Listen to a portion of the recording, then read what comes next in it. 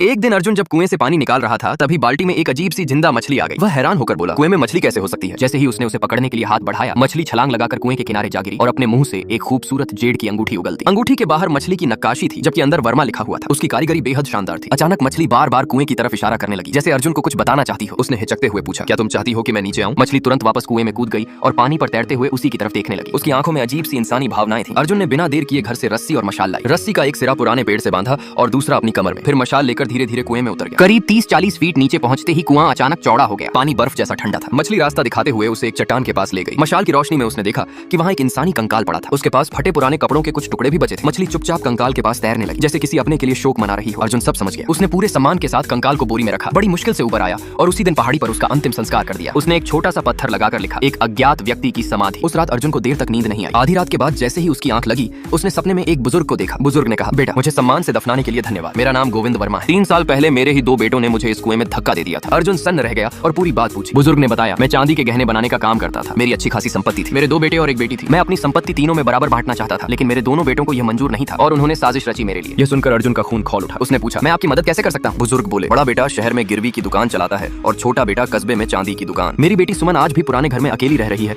और दोनों भाई उसे लगातार परेशान करते हैं। कृपया सच सामने लाओ, मेरी बेगुनाही साबित करो और मेरी बेटी की रक्षा करना। इतना कहते ही सपना टूट गया। सुबह हो चुकी थी। अर्जुन ने तकिए के नीचे हाथ डाला तो वही ठंडी अंगूठी अब भी वहीं रखी थी। उसे समझ नहीं आया कि यह सब सपना था या हकीकत। 3 दिन बाद उसने सच जानने का फैसला किया और लगभग 30 किलोमीटर दूर वर्मापुर गांव की ओर निकल पड़ा। गांव पहुंचकर अर्जुन ने लोगों से पुराने वर्मा हवेली का पता पूछा। एक बुजुर्ग ने रास्ता दिखाते हुए कहा, गोविंद वर्मा बहुत नेक इंसान थे। 3 साल पहले अचानक गायब हो गए। आज तक कोई पता नहीं चला। अर्जुन हवेली पहुंचा और पानी मांगने के बहाने अंदर गया। वहीं उसकी मुलाकात सुमन से हुई। बातों बातों में उसने पिता के बारे में पूछा। सुमन ने उदास होकर बताया, 3 साल पहले पिताजी घर से निकले थे। मेरे दोनों भाइयों ने कहा कि वे कारोबार के सिलसिले में बाहर गए हैं, लेकिन फिर कभी लौट कर नहीं आए। कुछ देर चुप रहने के बाद उसने एक और बात बताई। पिताजी की एक पालतू मछली थी। वह उन्हें देखते ही पानी से बाहर आ जाती थी। उनके गायब होने के बाद वह भी कभी दिखाई नहीं थी। तब अर्जुन ने जेब से वही अंगूठी निकाली। उसे देखते ही सुमन की आंखों में आंसू भर आए। ये तो पिताजी की अंगूठी है। ये आपको कहां मिली? अर्जुन ने कुएं में मिली रहस्यमयी मछली, कंकाल और सपने की पूरी घटना बता दी। सब सुनकर सुमन कांप उठी। अब समझ आया, मुझे बार बार पिताजी भीगे हुए क्यों दिखाई देते थे। शायद उनकी आत्मा ही इंसाफ चाहती थी। अर्जुन ने उसे शांत करते हुए कहा, रोने से कुछ नहीं होगा। अगर सच सामने लाना है तो हमें पक्के सबूत जुटाने होंगे। कुछ देर सोचने के बाद सुमन बोली, मुझे एक इंसान याद आया। पिताजी के सबसे करीबी दोस्त रमेश चाचा। पिताजी के गायब होने के बाद मैं उनसे मिलना चाहती थी, लेकिन मेरे भाइयों ने मुझे रोक दिया। बाद में उन्हें भी घर आने नहीं दिया। अगले दिन दोनों रमेश चाचा से मिलने पहुंचे। उन्हें देखते ही बूढ़े की आंखें भर आईं। उन्होंने कहा, मैं 3 साल से इसी दिन का इंतजार कर रहा था। फिर उन्होंने एक पुराना लिफाफा निकाला। उसमें गोविंद वर्मा का लिखा हुआ खत था। खत में लिखा था, मुझे अपने दोनों बेटों पर शक होने लगा है। वे बार बार मेरी संपत्ति और छिपे हुए पैसों के बारे में पूछते रहते हैं। उनकी हरकतें ठीक नहीं लग रही। अगर मेरे साथ कोई अनहोनी हो जाए तो समझ लेना कि इसके पीछे वही दोनों हैं। मुझे सबसे ज्यादा चिंता अपनी बेटी सुमन की है। रमेश चाचा बोले, यह खत मिलने के 3 दिन बाद ही तुम्हारे पिता गायब हो गए। मैं पुलिस के पास जाना चाहता था, लेकिन तुम्हारे दोनों भाइयों ने मुझे रोक दिया। अब अर्जुन को यकीन हो गया कि सच तक पहुंचने के लिए उनके पास एक अहम सबूत मिल चुका है, लेकिन असली लड़ाई अभी बाकी थी।